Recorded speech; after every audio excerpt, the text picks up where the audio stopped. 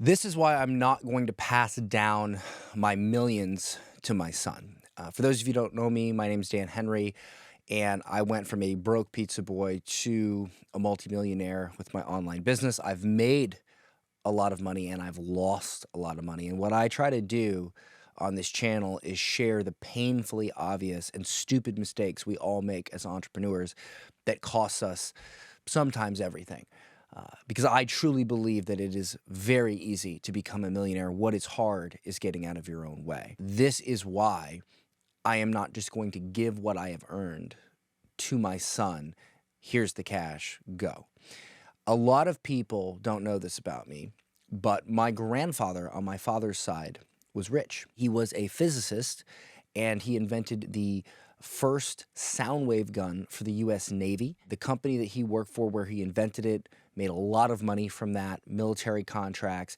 And so my father grew up in a mansion in the Chicagoland area.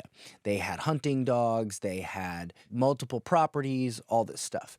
And my grandfather got sick. He ended up getting throat cancer because he smoked pipes every day.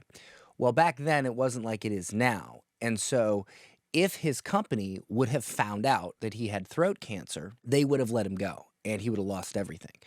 And so he started paying for his cancer treatment, which is in the United States, money or your life, very expensive. By the time he died, he had spent every last dime on medical treatment and he left my father with nothing. Literally nothing. Not only did he leave him with no money, but he didn't pass on any skills to my dad.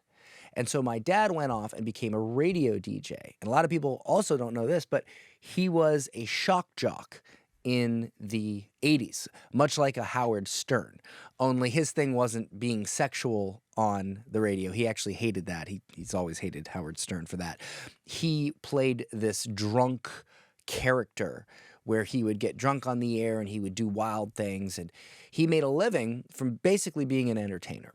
But he didn't know any like entrepreneurial or science type stuff like my grandfather. And so by the time I was born and I came up, it was very lower middle class family. And in fact, when radio changed and they stopped letting the program directors choose what songs were on the air, this company came in and said, we're going to play all the same songs based on this data and every market's going to be the same. And that's why you hear the same songs on the radio every single day, all day now. And my father didn't like that, so he left radio. My dad's never cared about money. He cares about his principles, and so he just left. And then he just started delivering pizza as like semi-retirement. And when I first got my first job delivering pizza, I worked where my father worked, and I delivered pizza for 7 years.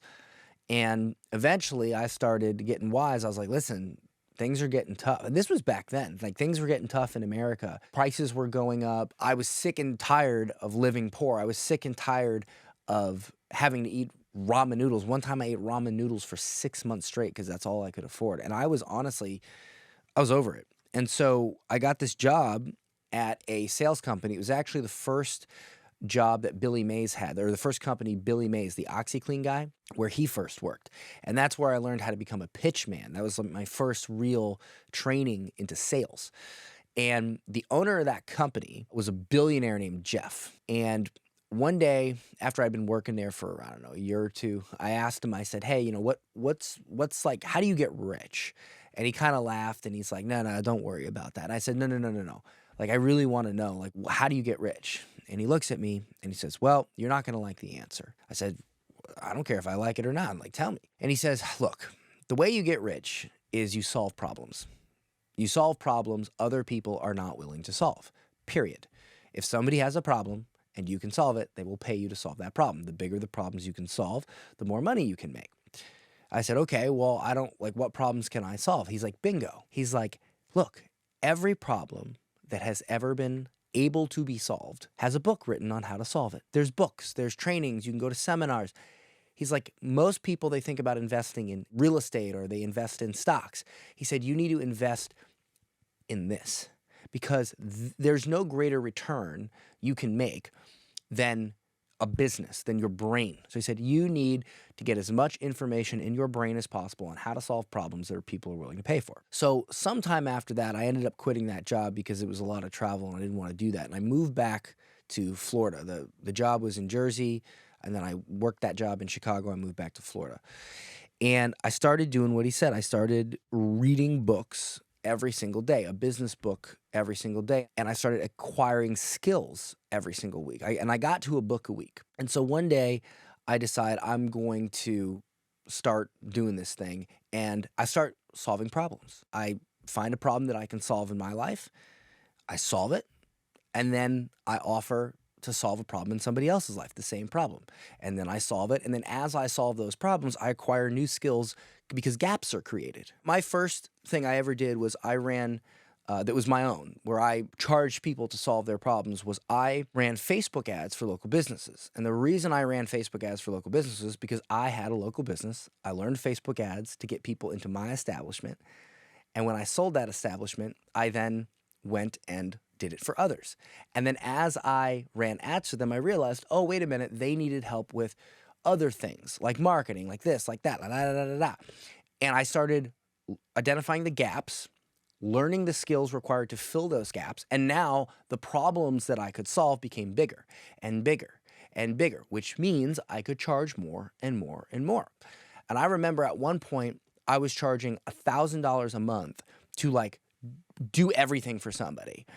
And I got to the point where I was charging $50,000 to just come hang out with me for a couple days. And now I charge $100,000 for that same thing. Think about that journey. And so the reason I tell you this is because if I just hand my son millions of dollars, what is that going to do for him? How is that going to teach him to solve problems? What if he makes a mistake, mistakes like I made?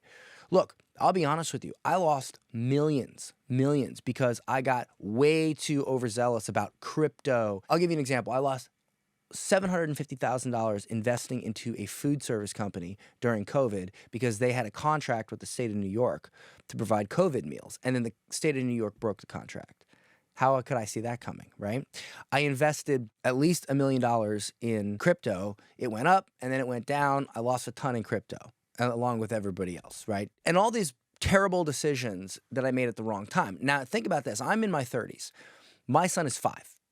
If I went through all the things that I went through, I read all the books, I did all that, and I made those stupid mistakes, what kind of stupid mistakes is he going to make in his 20s, in his 30s, when the world is even more zeroed in on making sure he doesn't make money? Because that's the thing. When I was coming up in school, school sucks. I'm just going to be honest with you. The American school system sucks. They do not teach you money management. They do not teach you wealth building. They do not teach you entrepreneurship. Why? Because they don't want you to be rich. If everyone was rich, the entire economy would fall apart. So they train you to be an employee. And if you don't believe me, it's literally their mission statement. John D. Rockefeller, who founded and funded the General Board of Education, said, I'm not in the business of making a nation of thinkers. I'm in the business of making a nation of workers. School is meant to train you to be compliant. It's meant, raise your hand to go to the bathroom. Like, how messed up is that? I got to take a whiz. Why do I got to raise my hand and wait for the 22-year-old teacher that hates her life to spend 15 minutes noticing me when, like, I'm causing a urinary tract infection over here? You know, and the only reason I'm getting through it is because I'm 10 years old, my body can handle it. Like, it's just ridiculous. And so the children are trained like that. I was trained like that. My son will never go to school. He's homeschooled, or he's going to go to a private school or something. I'm not sending him to public school because I don't want him to be trained to be a poor person. I don't want him to trained to make others rich. I will train him to make himself rich, and that is my point. I will teach him how to solve problems so that he can make his own money. Now, God forbid something happens to me. I will put my money in a trust. I will take every rule I know about succeeding in life, and I will put the rules of what mistakes not to make as a condition of that trust. And I will update those rules as I go through life, as I learn more, to give my son the best possible chance, because I am 32 years ahead of him in the mistake-making process. So I got 32 years on him to be like, all right, dude, this is what you don't do. Here's a bunch of money. You can have it, but only if you don't do this stupid stuff that I already figured out. You're welcome. That's if something happens to me. But if something doesn't happen to me, everything I'm going to teach him is how to make his own money, how to solve problems, how to not make stupid mistakes that I made, that all of us make, that costs us so much money. I believe, looking back at my family, it skips a generation. My grandfather was rich. He didn't give my dad any skills, any money. And so my dad was pretty much poor his whole life. And now I had to learn it myself. I had to learn those skills myself. I had to figure out how to solve problems myself. And I became rich. And then I was able to buy my father a house, which he lives in, and he's happy. I was just over there yesterday. I said, it looks like you're enjoying retirement. He says, man, I am loving retirement. I'm enjoying every second of it. Thank you. And being able to do that for my pops is the most incredible thing. And I want to be able to do it for my son, but in a way that I know it'll help him. And that is teaching him the skills to go out and deal with this messed up world that we are in. This world that programs you. It's a game. It's a game that's rigged, and it's rigged by the rich. They rig the rules so that they win and you lose. But if you learn the rules, you can play the game and you can actually start to win the game. And when you start to win the game, you get rich too. I know the rules of the game because I've been playing the game, and I learn new rules every day.